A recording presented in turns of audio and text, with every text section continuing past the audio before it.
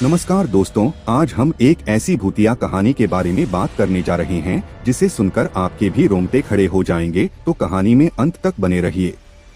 कहानी शुरू करने से पहले एक निवेदन करना चाहूँगा कि अगर आप हमारे चैनल पर नए हैं तो चैनल को सब्सक्राइब जरूर करें। आइए कहानी शुरू करते हैं। एक सुनसान गाँव के किनारे एक पुराना बाग था जिसे लोग भूतिया बाग कहते थे। गांव के बुजुर्गों का कहना था कि उस बाग में कई साल पहले एक अमीर जमींदार अपनी बेटी के साथ रहा करता था। जमींदार की बेटी मीरा बेहद खूबसूरत थी और उसे गुलाब के फूलों से बहुत लगाव था। लेकिन एक दिन उसकी रहस्यमय मौत हो गई और तब से वह बाग वीरान हो गया।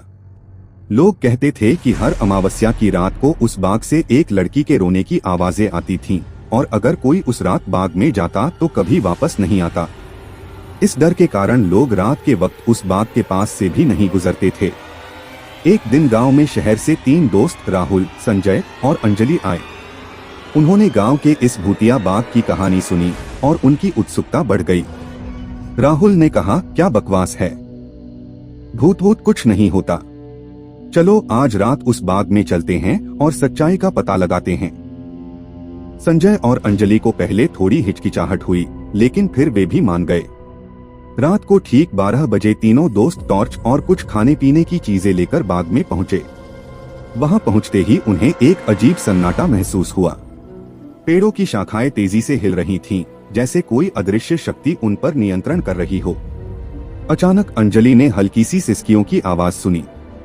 उसकी रीढ़ की हड्डी में एक ठंडक सी महसूस हुई। उसने संजय और राहुल से कहा, तुमने वो आवाज सुनी? संजय हंसते हुए बोला, अरे ये तुम्हारा वहम है, कुछ नहीं है यहाँ।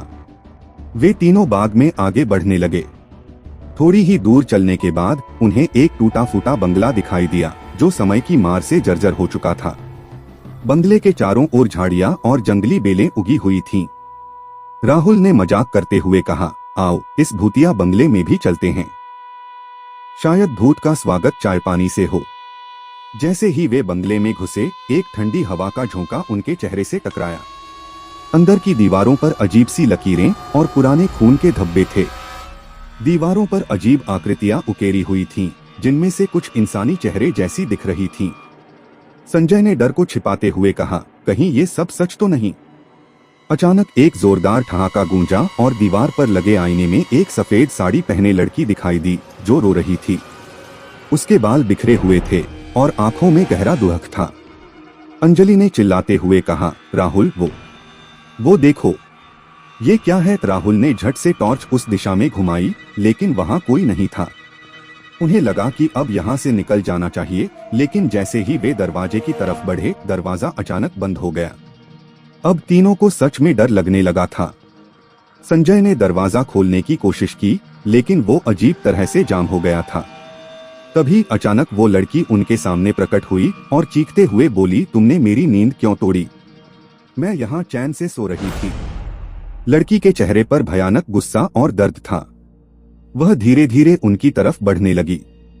उसके पैर जमीन से कुछ इंच ऊपर हवा में थे। तीनों दोस्तों के चेहरे सफेद पड़ गए और वे कांपने लगे। राहुल ने हिम्मत करके उससे पूछा, तुम कौन हो और हमें क्या चाहती हो? लड़की ने सिसकते हुए कहा, मैं मीरा हूँ। इस बाग में मुझे धोखे से मारा गया। मेरा प्रेमी मुझे छोड़ गया और मेरे पिता ने मुझे बंदी बना दिया था। अब तुम भी मेरी तरह यहीं रहोगे। यह सुनते ही तीनों दोस्तों ने चिल्लाते हुए वहां से भागने की कोशिश की, लेकिन जैसे ही वे पीछे मुड़े, उनके चारों ओर अजीब सी परछाइयां मंडराने लगीं। उनके सामने बाग के सारे पेड़ जैसे जीवित हो उठे और उन पर झपटने लगे। तीनों ने जान बचाने के लिए जोर जोर से चिल्लाना शुरू किया, लेकिन उनकी आवाज बाग से बाहर तक नहीं पहुंच रही थी। अंत में किसी तरह वे लोग बाग से बाहर निकलने में सफल हुए, लेकिन उन्होंने महसूस किया कि उनके पीछे मीरा की परछाई अभी भी उनका पीछा कर रही थी। बाग से बाहर आने के बाद भी उनके दिलों में एक अजीब डर समा गया था और उन्होंने कसम खाई कि कभी दोबारा उस बाग का रुख नहीं करेंगे। गांव में लौटने के बाद तीनों ने इस घटना को किसी से नहीं बताया, लेकिन हर अमावस्या की रात को वे तीनों अपने कमरों में एक लड़की के सिसकने की आवाजें सुनते हैं जो उन्हें वापस उस बाग में बुलाती है।